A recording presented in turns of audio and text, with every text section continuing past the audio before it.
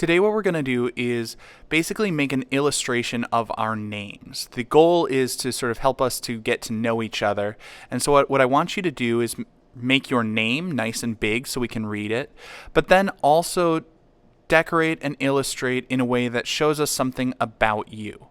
Now, I started off in Sharpie. That's just because a pencil wouldn't show up well on camera. I recommend using a pencil first. I made my name in nice big bubble letters, and then I wanted to put a smiley face in there to show I'm kind of a positive person.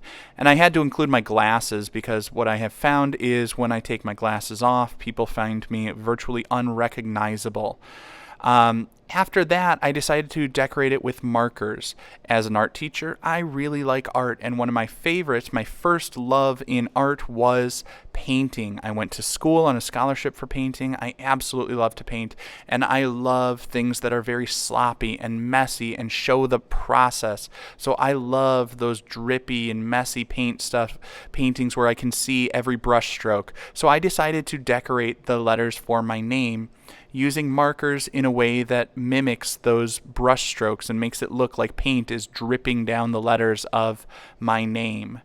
After I've done that, I looked at it and thought the background could use a little bit more. So I used crayons so that the marker would still sort of stand out. And the technique I'm using is I pressed a little bit harder with the crayon near my name so that this black crayon would get a little bit darker, darker gray or closer to black around my name, and then I got more gentle as I got farther away from the letters to create the effect of like a shadow fading by making the colors get more sort of pale and faded as it gets farther away from my name. I also wanted to leave little streaks around. I'm paying attention to the direction that I'm moving, so the streaks in the background mimic the direction the letters are moving, so that it creates the effect of like smudges and things like that, again showing a little bit of that process. And one of the things that I love about crayons is you can blend colors by layering one on top of another.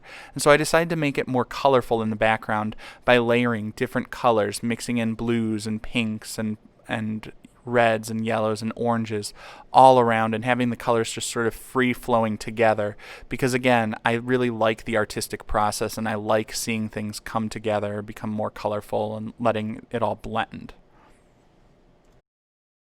So that's my project and how I created it. I can't wait to see what you make. You have your choice of materials. This is really, really open-ended. Just make sure you show your name and show a little bit about yourself. Put your personality into it and show us what you like.